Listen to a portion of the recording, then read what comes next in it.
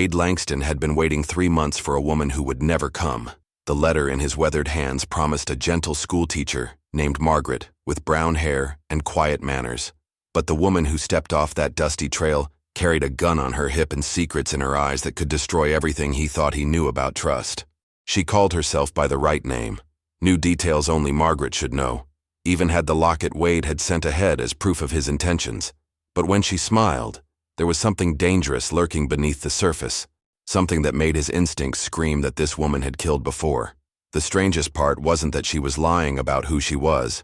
The strangest part was that she seemed to know things about Wade that he had never written to any woman. Things about his past, about the scar on his left shoulder, about the way he took his coffee in the morning. Things that should have been impossible for a stranger to know. And when she looked at him with those sharp green eyes, Wade felt something he had never experienced before. Not the comfortable companionship he had hoped for with Margaret. This was something that made his pulse race and his hands shake, something that felt like standing at the edge of a cliff with the wind pushing him forward. But as the sun began to set on that first day, Wade noticed fresh blood on her boot, blood that was still wet. And in the distance, he could see riders approaching his property with purpose that looked anything but friendly. Whatever this woman had done, whoever she really was, trouble had followed her straight to his door. The question wasn't whether she was dangerous. The question was whether the danger she brought would destroy them both.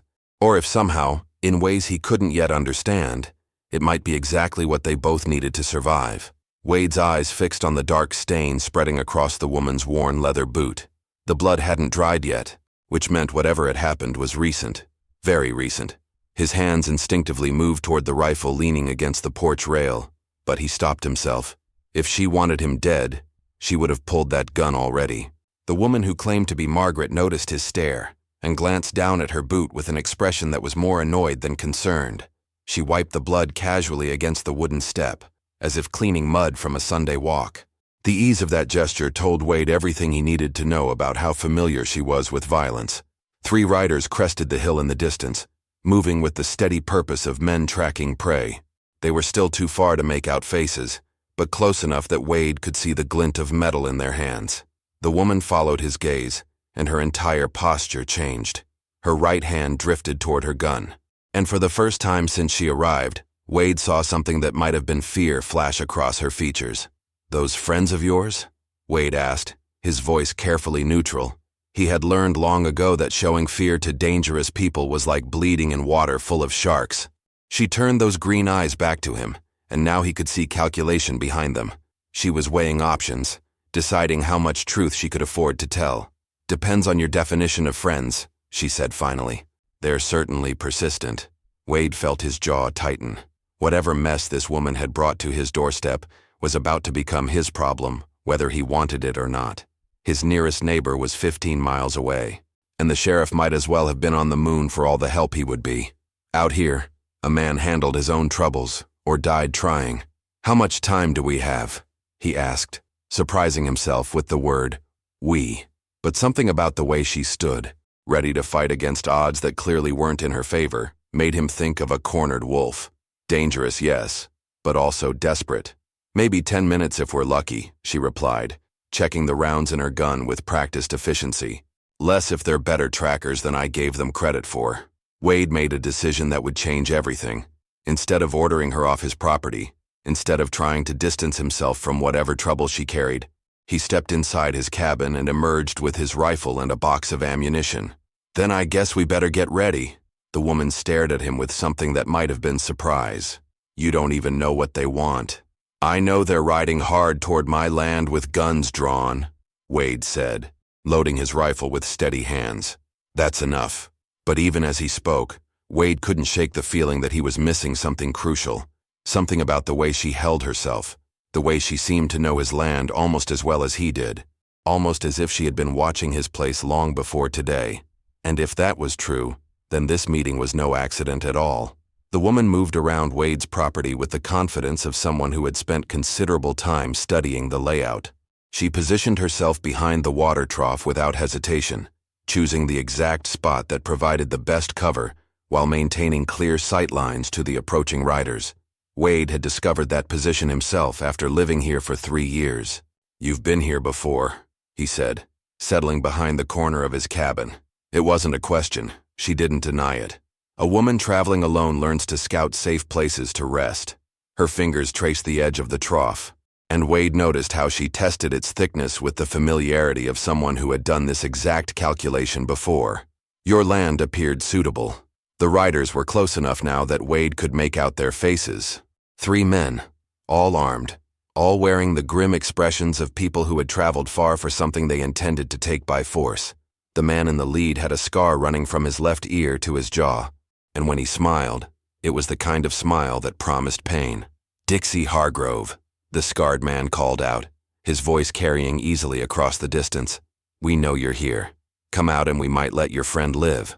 Wade felt something cold settle in his stomach. Dixie, not Margaret. The woman beside him had tensed at the sound of her real name, but she didn't look surprised that they had found her.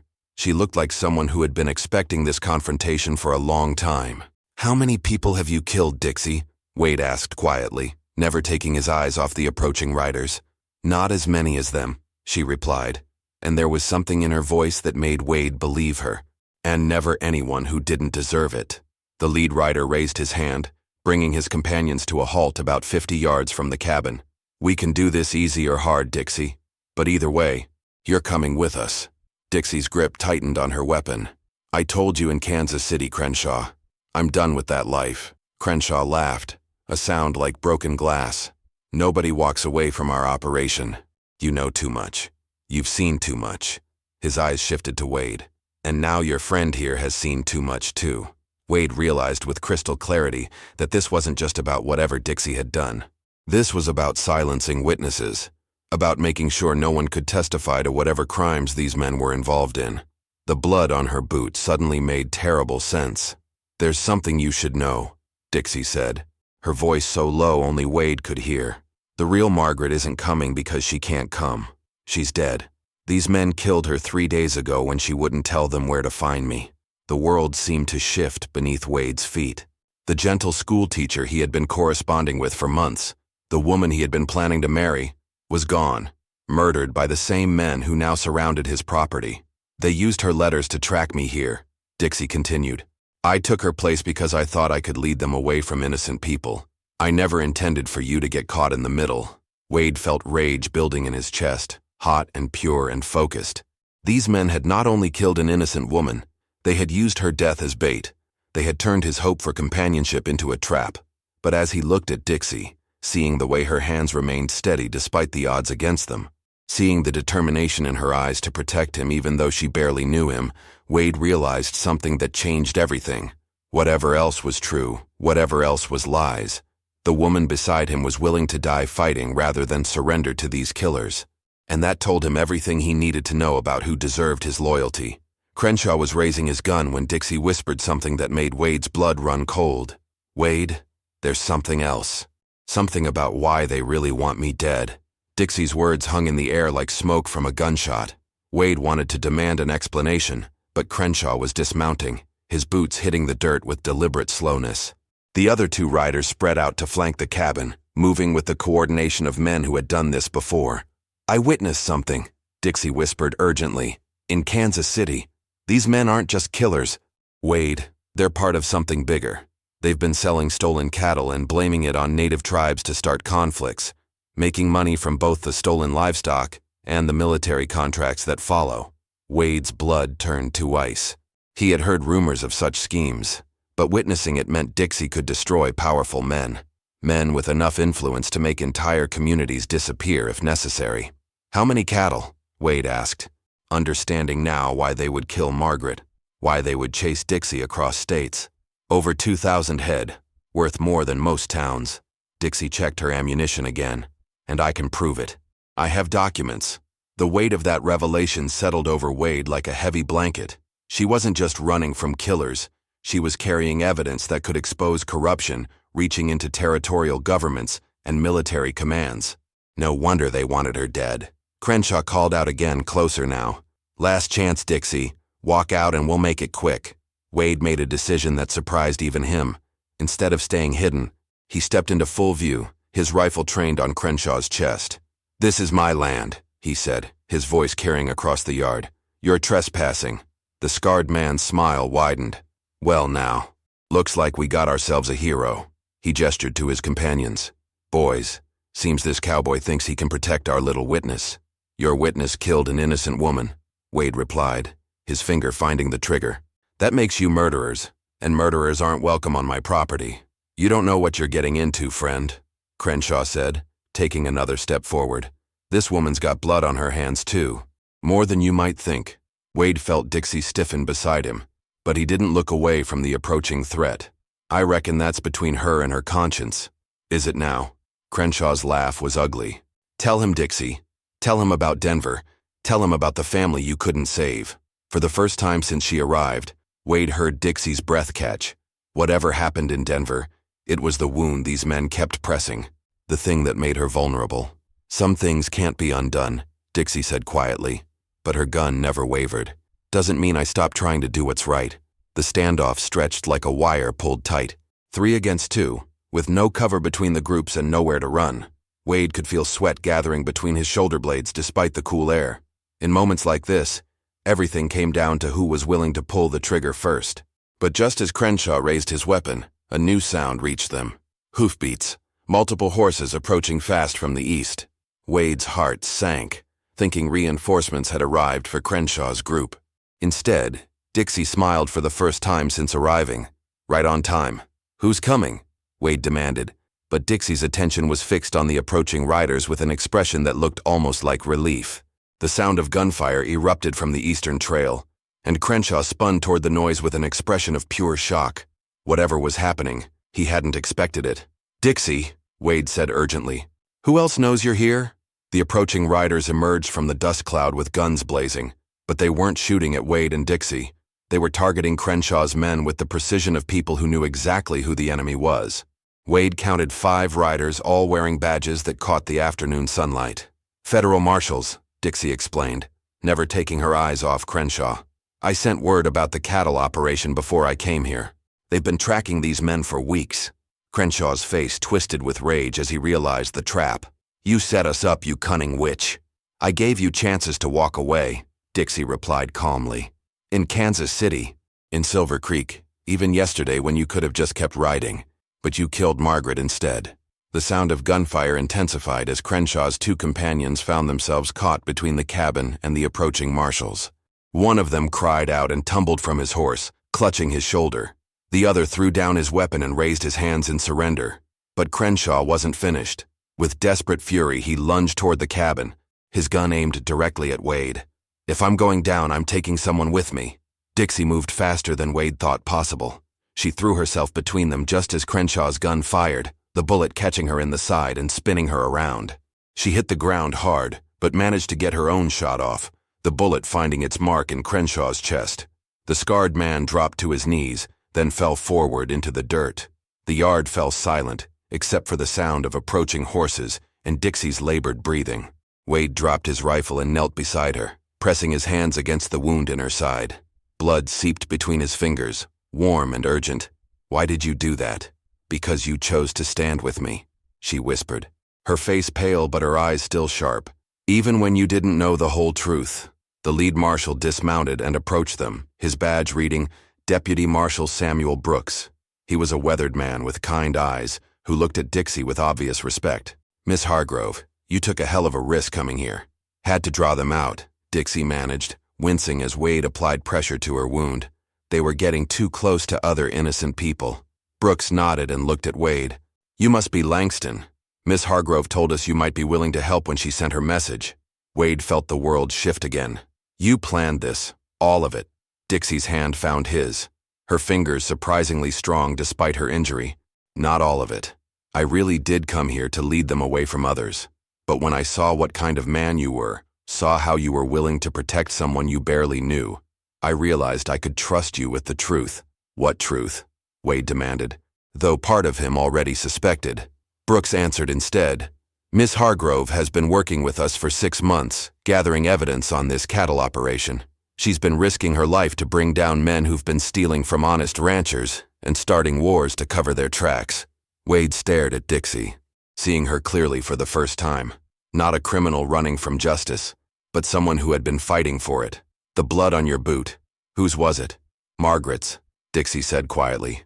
I found her too late to save her, but I stayed long enough to bury her properly. She deserved that much. The pieces were falling into place, but Wade still felt like he was missing something crucial. Why did you really come here? Dixie? Of all the places you could have led them. Dixie's eyes met his, and for the first time since she arrived, he saw vulnerability there. Because Margaret's letters weren't just about you wanting a wife, Wade. They were about a good man living alone trying to build something honest in a world full of corruption. I needed to see if men like that still existed. And? Wade asked, though he could see the answer in her expression. They do, she whispered. But even as relief flooded through him, Marshall Brooks stepped closer with an expression that made Wade's stomach tighten. I'm afraid there's something else you both need to know. We caught 2 of Crenshaw's men, but there were supposed to be 5 in this group. 2 more are unaccounted for, and they know where to find you now. Wade carried Dixie inside his cabin, while Marshall Brooks organized the search for the missing men. The bullet had torn through the soft flesh of her side, missing vital organs but leaving a wound that needed immediate attention. Wade's hands shook as he cleaned the injury, trying to ignore how vulnerable she looked lying on his bed. I'm not going to die from this, Dixie said, watching his face. I've had worse. That's not exactly comforting, Wade replied, applying a clean bandage with careful precision. How many times have you been shot? This makes 3. She winced as he tightened the bandage. The first time taught me to duck faster. The second time taught me to trust the right people. This time taught me that some people are worth taking a bullet for. Wade felt heat rise in his chest at her words. 3 days ago, he had been a lonely rancher waiting for a mail-order bride. Now he was tending to the wounds of a federal agent who had risked her life to protect him. The world had turned upside down, but somehow it felt more right than anything had in years. Why didn't you tell me the truth from the beginning? He asked, settling into the chair beside his bed. Dixie's eyes found his, and he saw exhaustion there beneath the strength. Because I've learned that good men often die when they get involved in other people's wars. I thought I could handle Crenshaw's group alone, lead them away from here without you ever knowing the danger. But you came here anyway. To my land specifically. Margaret's letters painted a picture of a man who built something honest with his own hands, who treated people with respect whether they deserved it or not. Dixie reached for his hand, her fingers intertwining with his. I needed to see if that kind of man still existed, or if the world had killed all of them. Wade felt something shift between them, a recognition that went deeper than attraction or gratitude. And what did you find?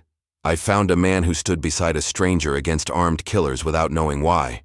Her thumb traced across his knuckles. I found someone who asked what kind of person I was, not just what I'd done. The moment was interrupted by Marshall Brooks appearing in the doorway. We found tracks leading toward the eastern ridge, 2 horses, moving fast. They're probably heading for the territorial line, but they might double back to finish what they started. Wade stood, checking his rifle. How long do we have? Could be hours, could be minutes. These men are desperate now, and desperate people do unpredictable things. Brooks looked at Dixie with concern. Miss Hargrove, you need to stay down. That wound will tear open if you try to fight. Like hell I will, Dixie said, struggling to sit up. Those men killed Margaret because of me. I won't hide while others risk their lives cleaning up my mess.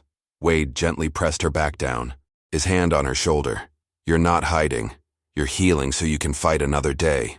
He looked into her eyes, seeing the frustration there. Sometimes the bravest thing is knowing when to let others help. You don't understand, she insisted. Those 2 men, Parker and Voss, they're not just killers. They're trackers. They can follow a trail that's days old, find people who don't want to be found. If they get away, they'll come back with reinforcements. Brooks nodded grimly. She's right. We need to end this here. Wade felt the weight of decision settling on him.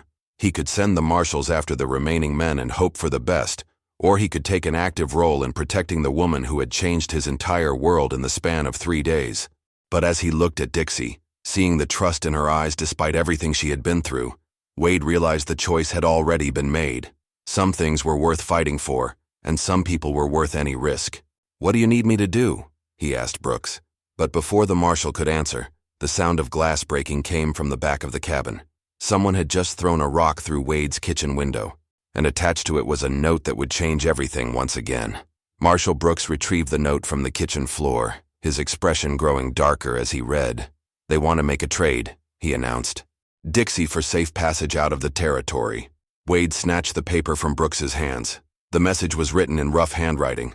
The woman for our freedom. Sunrise at Devil's Rock. Come alone, or we start killing ranchers until you do.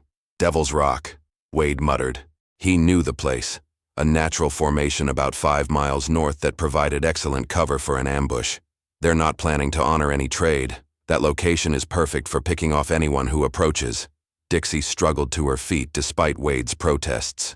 They're right about one thing. This has to end. Too many innocent people are at risk now. You're not going anywhere, Wade said firmly. Not with that wound, and not into an obvious trap. Then what do you suggest? Brooks asked. We can't let them escape to bring back reinforcements, and we can't ignore their threat to kill innocent ranchers. Wade moved to his kitchen window, studying the terrain beyond his property. A plan was forming in his mind. Dangerous but possible. They chose Devil's Rock because they think they know this land better than we do, but I've been hunting these hills for 3 years. What are you thinking? Dixie asked, reading the determination in his posture. There's a way to approach Devil's Rock from the south that they won't expect. An old game trail that follows the creek bed. It's narrow and treacherous, but it comes up behind their position. Brooks nodded slowly, while they're watching for someone to approach from the main trail. Exactly. Wade turned back to them. But it only works if they believe Dixie is coming to meet them. Dixie's eyes flashed with understanding and anger. You want to use me as bait. I want to end this without anyone else dying, Wade corrected. Including you. The risk is too great, Brooks interjected. If they see through the deception, Miss Hargrove becomes a target with nowhere to run. Wade looked at Dixie, seeing the conflict in her expression. She wanted to fight, wanted to face these men directly. But she also understood the tactical advantage of his plan. There's something else, he said quietly. Something I haven't told you. Both Dixie and Brooks stared at him, waiting. I know Parker, Wade continued. He worked for a neighbor of mine 2 years ago before he disappeared one night with half the man's horses. I recognized him the moment I saw him with Crenshaw's group. You recognized him and didn't say anything? Brooks demanded. I wasn't certain until I saw the scar on his left hand. Parker cut himself badly on barbed wire and refused to see a doctor. That scar is distinctive. Wade checked his rifle again. He's not just a tracker. He's a coward who only fights when he has overwhelming advantages. Dixie winced as she moved closer to Wade. What does that mean for us? It means he'll position himself where he can run if things go wrong. Probably on the north side of Devil's Rock with the horses. Wade met her eyes, seeing trust there despite the pain she was feeling. And it means he'll expect you to come from the direction that gives him the best shot. This is insane, Brooks muttered. But Wade could see he was considering the plan. Maybe, Wade agreed.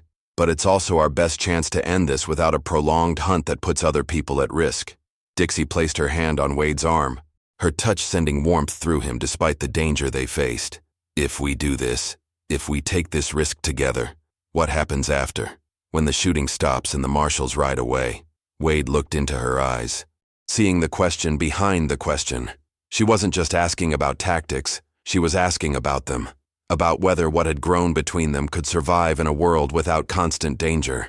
I guess we find out if what we have is real, he said quietly, or if it was just two people finding each other in the middle of a storm.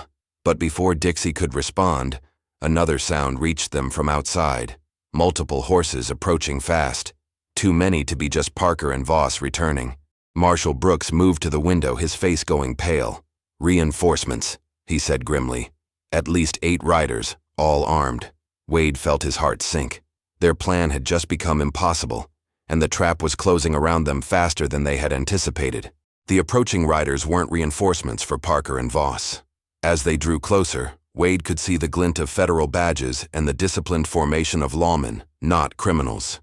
Marshal Brooks stepped outside and raised his hand in greeting. Additional marshals from the territorial office, Brooks explained as the riders dismounted. I sent word yesterday requesting backup when we learned how extensive this cattle operation was. Wade felt relief flood through him, followed immediately by renewed determination.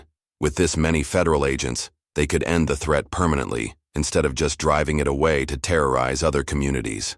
Marshal Thompson, Brooks addressed the lead rider, a tall man with steel-gray hair and sharp eyes. Perfect timing. We have 2 more of Crenshaw's men holed up at Devil's Rock. threatening to kill innocent ranchers if we don't let them escape. Thompson dismounted and studied the tactical situation quickly. How many civilians in the immediate area? 3 families within 10 miles, Wade answered. Good people who don't deserve to pay for my decision to harbor Miss Hargrove. You didn't harbor anyone, Dixie said firmly from the doorway, leaning against the frame but standing upright. You protected a federal agent from criminals. There's a difference. Thompson looked at Dixie with respect. Miss Hargrove, your evidence has already led to arrests in Kansas City and Denver. This cattle operation involved territorial officials, military contractors, and at least a dozen criminals. You've broken up something that could have started wars. Wade helped Dixie back inside, but she waved away his attempts to make her lie down. What's the plan for Parker and Voss? We surround Devil's Rock with enough firepower that they have no choice but to surrender, Thompson said. No negotiations, no trades, no innocent people put at risk. They won't surrender, Wade warned. Parker's a coward, but he's also desperate. Cornered animals do unpredictable things. Then we end it quickly, Thompson replied. Miss Hargrove, you've done enough. Rest and let us handle the cleanup. But Dixie shook her head. Those men killed Margaret because I led them to her. I finish what I started. Wade saw the determination in her eyes and recognized it as something that couldn't be argued with. If she goes, I go with her. This isn't your fight. Wade, Dixie protested. It became my fight the moment you chose to trust me with the truth. Wade checked his ammunition one final time. Besides, I know this land better than anyone. You'll need that knowledge. Thompson studied them both, then nodded. We do this by the book. No unnecessary risks, no heroics. Parker and Voss are killers, but they're also surrounded and outnumbered 12-2. The ride to Devil's Rock took 30 minutes, with marshals spreading out to cut off all escape routes. Wade led Dixie and Brooks along the game trail he had mentioned earlier, approaching from the south while Thompson's men closed the net from other directions. As they crested the final ridge, Wade could see Parker and Voss positioned exactly where he had predicted. They had chosen a defensive position that was strong against frontal assault, but vulnerable to the approach Wade had selected.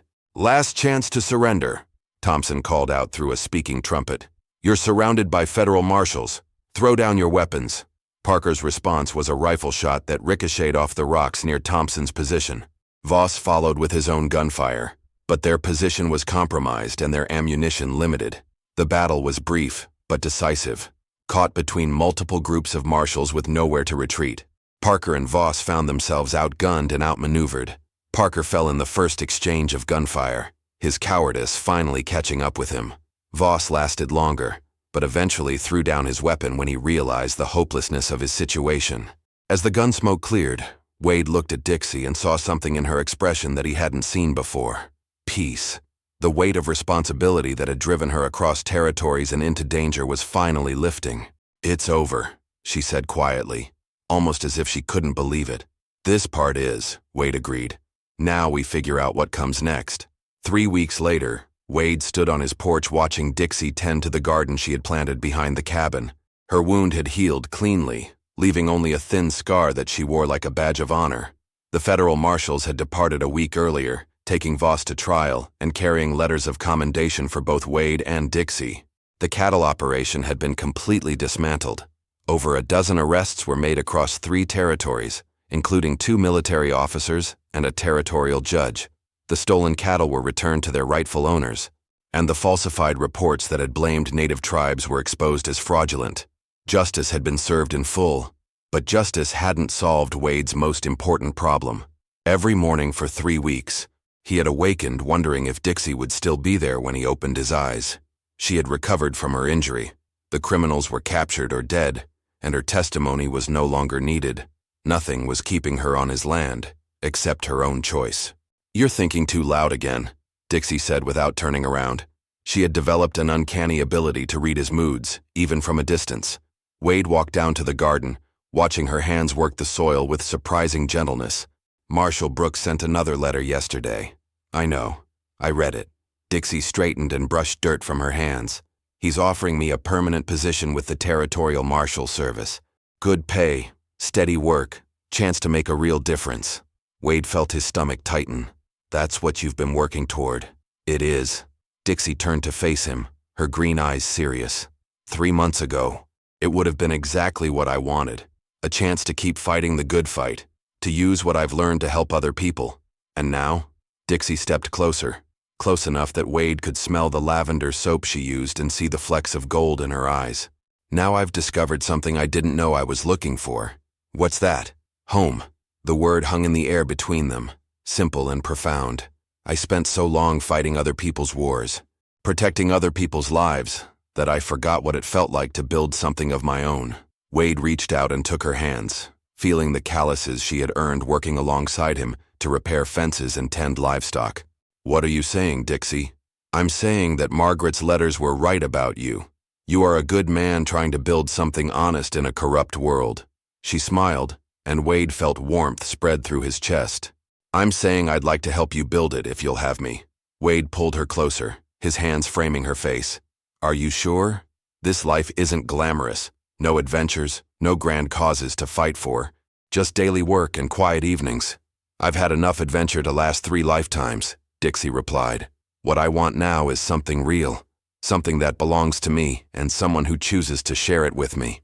Wade kissed her then, soft and sure, tasting the promise of a future neither of them had dared to hope for weeks earlier. When they broke apart, Dixie was smiling with an expression of contentment that transformed her entire face. So what do we do now? Wade asked. We write to Marshall Brooks and politely decline his offer, Dixie said. Then we finish planting this garden, repair that section of fence by the creek, and figure out what it means to be ordinary people living an ordinary life. And if you get restless? If you miss the excitement? Dixie laughed, a sound like music in the afternoon air. Wade Langston. I've been shot at, chased across 2 territories, and nearly killed more times than I can count. Trust me when I say that waking up next to someone I love in a place I can call home is all the excitement I need. 6 months later, Wade and Dixie were married in a simple ceremony, attended by Marshall Brooks and the 3 neighboring families they had protected during the confrontation with Crenshaw's men. Dixie kept Wade's name and his land, but she also kept her skills and her courage, using both to help establish a territorial women's refuge for those fleeing dangerous situations. Together they built something that was both ordinary and extraordinary, a life rooted in trust, sustained by daily choices to honor each other, and enriched by the knowledge that sometimes the best things come from the most unexpected circumstances. Wade never did get his mail-order bride. Instead, he got something infinitely better, a partner who had chosen him freely, knowing exactly who he was and what he stood for. And Dixie got what she had been searching for without realizing it, a place where she belonged and someone who valued her for everything she was, including the scars that proved she had fought for what she believed in. If you enjoyed this story, click the video on your screen now to watch another unforgettable Western tale, where destiny and courage collide in ways you never expected. Don't forget to subscribe and consider a super chat to help us keep bringing you more stories like these. Your support means everything to us.